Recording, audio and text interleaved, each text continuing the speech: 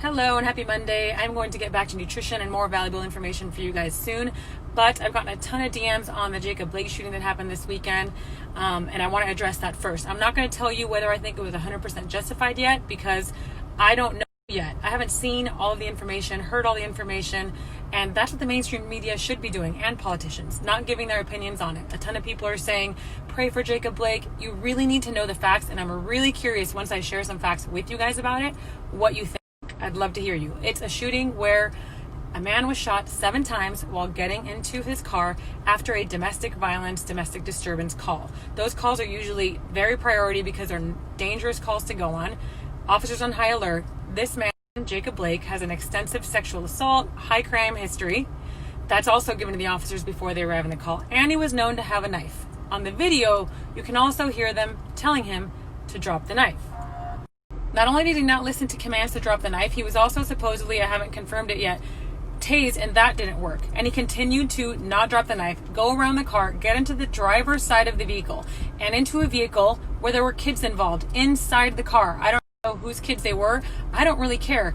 Would you want a man that is armed with a knife, has been tased, and is still not listening to orders to drop the knife, with a criminal history that the police were called on because of his violence and domestic disturbance, to get into a vehicle with any kids armed with a knife? Or would you want the police to stop him?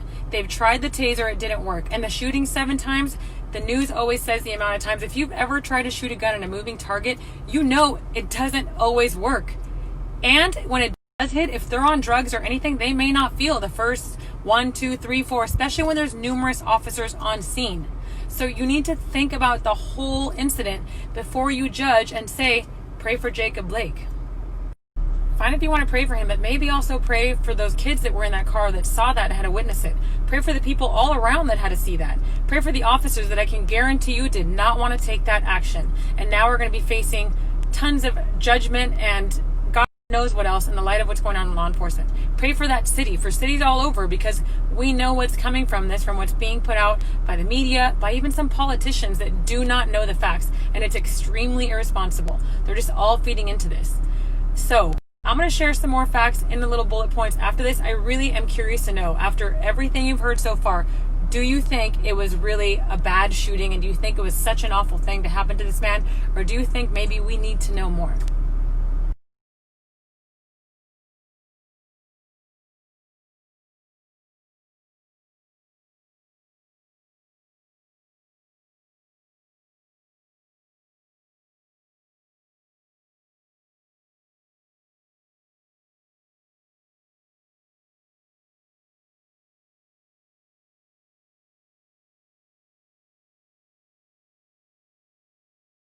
Now, honest question.